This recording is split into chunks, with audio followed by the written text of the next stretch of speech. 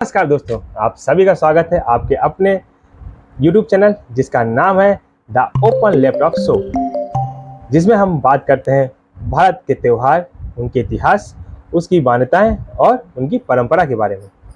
तो आइए लैपटॉप के खिड़की को खोलते हैं और आपको बताते हैं आज के त्यौहार के बारे में। नमस्कार दोस्तों, स्वागत है आपके चैनल में, जहां हम आज बात करेंगे हल छठ त्यौहार के बारे में। यह त्यौहार न सिर्फ कृषि जीवन का उत्सव है, बल्कि हमारे सांस्कृतिक परंपरा और धरती माता के प्रति आभार व्यक्त करने का एक प्रतीक भी है। जानते हैं हल छठ क्या होता है, इनकी मान्यताएं क्या हैं।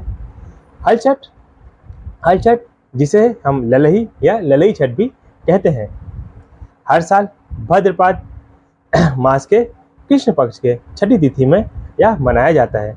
यह जन्माष्टमी से 2 दिन पहले आता है और खासकर उत्तर प्रदेश, बिहार, मध्य प्रदेश और छत्तीसगढ़ के ग्रामीण जिलों में इसे बहुत ही धूमधाम से मनाया जाता है। इसकी ऐतिहासिक और धार्मिक पृष्ठभूमि की बात करते हैं तो पौराणिक मान्यताओं के अनुसार भगवान बलराम, जो भगवान श्री कृष्ण के बड़े भाई थे, आज ही के दिन उनका जन्म हुआ था। बलराम हलधर के नाम से भी जाने जाते थे, क्योंकि वह उनके हाथ में हमेशा हल होता था। उनका जीवन किसानों और खेती की गहराई से जुड़ा हुआ था। हल छठ इसी मान्यता के कारण कृषि और धरती के सम्मान का पर्व भी माना जाता है। बात करते हैं इस दिन के नियम और परंपराओं के बारे में। इस दिन खेतों में हल नहीं चलाया जाता है, कोई खेती बाड़ी का काम नहीं होता है। गाय, बैल और हल की विधिवत पूजा की जाती है। महिलाएं निर्जला और फलाहार व्रत रखती हैं और अपने बच्चों की लंबी उम्र और खुशहाली के लिए प्रार्थना करती हैं। व्रत तोड़ने के समय खास तौर पर धान का नया चावल, दही और गुड़ का सेवन किया जाता है। कुछ जगहों पर मक्के, बाजरे और ज्वार के बने पकवान भी खाए जाते हैं। हल छठ के कहानी व अपने कथा व्रत की बात की जाए तो पौराणिक और लोक कथा है कि एक किसान दंपत्ति के कई बच्चे पैदा होते ही मर जाते थे। एक दिन गांव में वृद्ध महिला ने उन्हें हल छठ व्रत करने की सलाह दी। उन्होंने श्रद्धा से व्रत किया, गाय, बैल और हल की श्रद्धापूर्वक की और भगवान बलराम से प्रार्थना की। कहते हैं कि उसके बाद से पुत्र जीवित रहे और लंबी उम्र जिए। तभी से यह व्रत बच्चों की सुरक्षा और सुख समृद्धि के लिए भी मनाया जाता है। अब बात करते हैं सामाजिक और सांस्कृतिक महत्व के बारे में।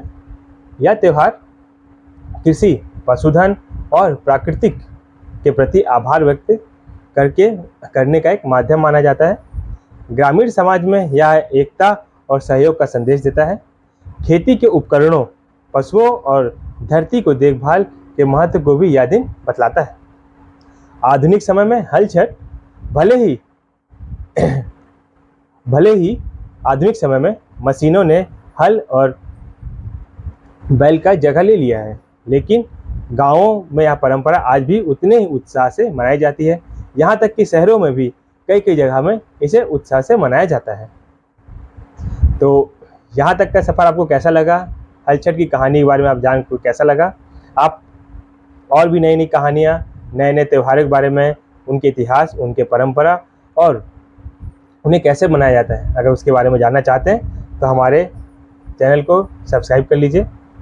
तो आखिरी में दोस्तों यही बोलूँगा, हल छठ सिर्फ एक धार्मिक पर्व नहीं है, बल्कि यह हमारे जड़ों, धरती माता और मेहनत कर किसानों की मेहनत को याद दिलाता है। अगर आपको यह वीडियो जानकारी पूर्वक लगा हो तो आप मेरे चैनल को शेयर करें, लाइक करें और सब्सक्राइब करें। मिलते हैं नेक्स्ट वीडियो में।